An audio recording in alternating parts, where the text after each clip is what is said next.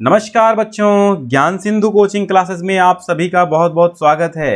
आइए आज हम पढ़ते हैं कविता का भावार्थ संगतकार। संगतकार के लेखक हैं मंगलेश डबराल। कक्षा 10 हिंदी सीबीएसई बोर्ड से क्षितिज भाग 2 जो पुस्तक आपकी चलती है वहां से लिया गया है।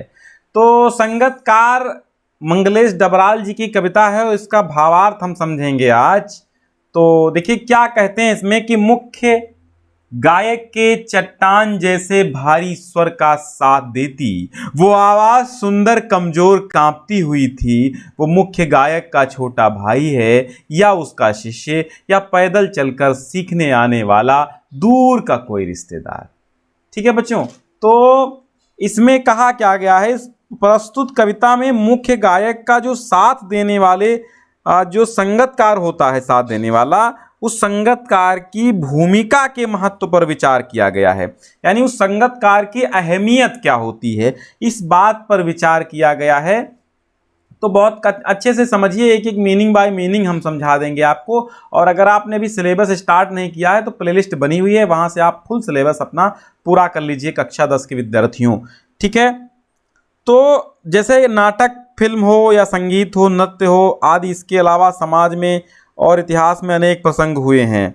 ठीक है, जहां नायक की सफलता में अनेक लोगों ने महत्वपूर्ण भूमिका निभाई है। इसलिए कवि कहता है कि मुख्य गायक के गंभीर और दमदार स्वर का साथ देती हुई मुख्य गायक के चट्टान जैसे मतलब भारी, मजबूत, गंभीर स्वर का साथ देती वो आवाज सुंदर कमजोर कांपती हुई थी।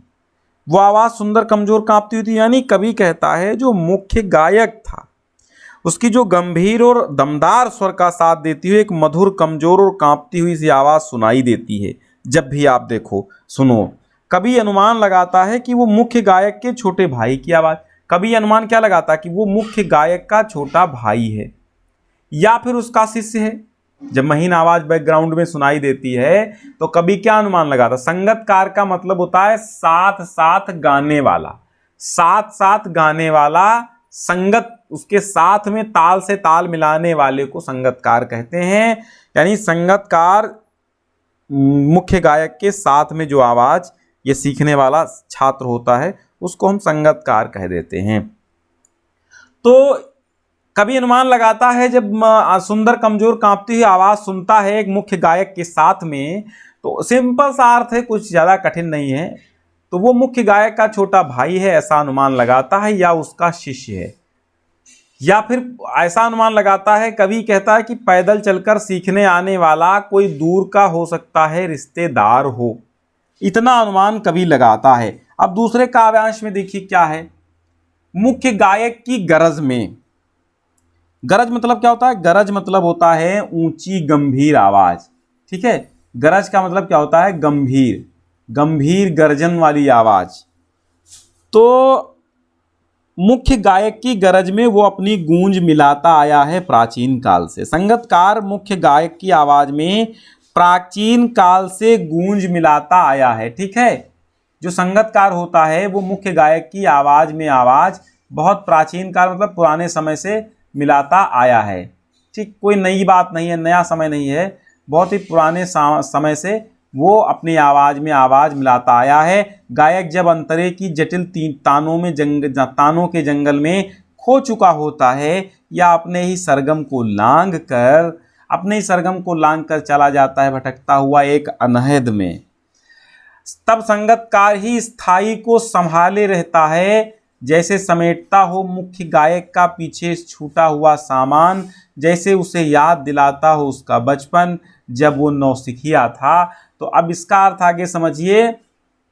इसका अर्थ क्या है कि वो प्राचीन काल से गूंज में गूंज मिलाता आया है। गायक जब अंतरे की जटिल तानों के जंगल में, तो गायक क्या होता है, कभी कभी जो मुख्य गायक होता है वो अंतरे के रूप में जो बंदिश होती है, बंदिश, अंतरा का मतलब होता है स्थाई या टेक जो होती है उसको हम अंतरा कहते हैं, जहां पे रुकावट होती है गीत में। तो गायक जब अंतरे के जटिल तानों के जंगल में खो चुका होता है, यानी गायक जब मुख्य गायक स्थाई या टेक को छोड़कर अंतरे के रूप में यानी बंदिश अर्थात गीत का अगला चरण पकड़ता है और कठिन तानों की सफलतापूर्ण प्रस्तुति करता है, या अपने ही सरगम को लांघ कर वो एक ऊंचे स्वर में खो जाता है, या वो खो जाता है अपने सरगम को लांघ कर एक ऊंचे स्वर में, ठीक है। तब क्या होता है, और फिर मुख्य गायक क्या होता है, वो चला जाता है भटकता हुआ एक अनहद में। अनहद क्या होता है, अनहद मतलब बिना आघात किए हुए की गूंज को अनहद कहते हैं। तो वो चला जाता है अनहद में, यानी तब संगतकार जो है वो लांघ कर एक ऊंचे स्वर में खो जाता है, तब संगतकार ही गाने के स्थाई को पकड़े रहता है, ठीक है।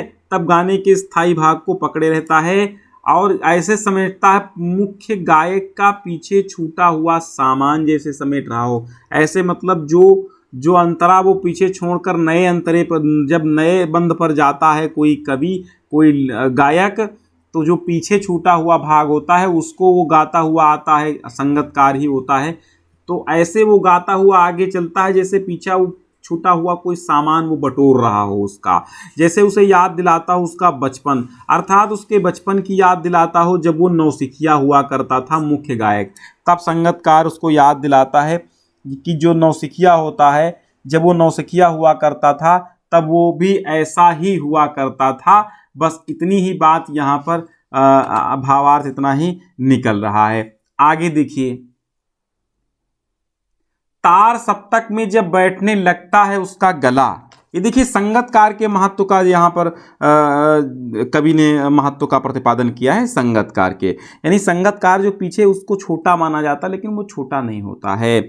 तो जब मुख्य गायक का गला तार सप्तक, यानी सारे गामा पा, ये तार सप्तक ही तो हैं, तार सप्तक अर्थात ऊंचे, तार सप्तक का मतलब होता है मध्य सप्तक से ऊपर का सप्तक।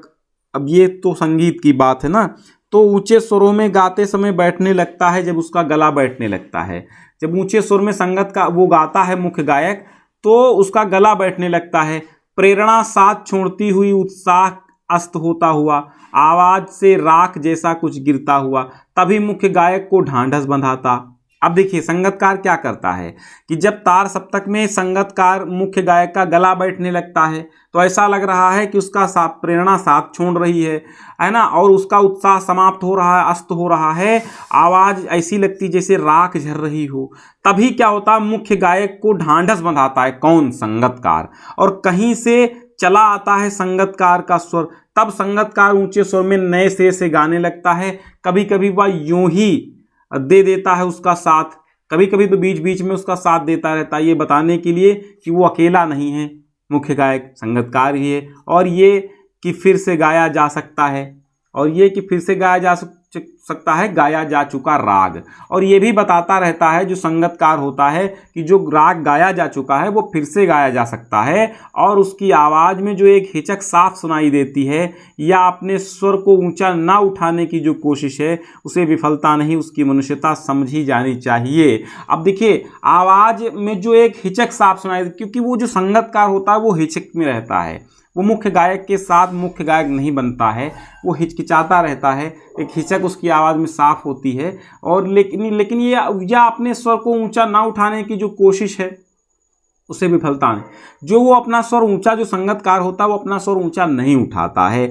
अब वो ऊंचा स्वर नहीं उठाता है, ठीक है, जब वो ऊंचा स्वर नहीं उठाता तो उसमें उसकी विफलता नहीं, यानी वो उसमें फेल नहीं हुआ है, ये नहीं मानो कि वो फेल हो गया है, ये उसकी मनुष्यता है। क्योंकि संगतकार कभी कभी गुरु भी क्या होता है, जो शिष्य होता है वो भी गुरु बन जाया करता है। इस प्रकार मुख्य गायक, अब इसका अर्थ देखिए, मुख्य गायक के उत्साह को बढ़ाता है संगतकार, उसकी आवाज़ में हिचकिचाहट साफ सुनाई देती है, लेकिन क्या करता है संगतकार अपने स्वर को मुख्य गायक के स्वर से ऊंचा नहीं उठाने की वो कोशिश करता है कि ऊंचा ना उठे, और उसमें उसकी असफलता नहीं, वो फेल नहीं है, वहाँ पर वो सक्सेस है।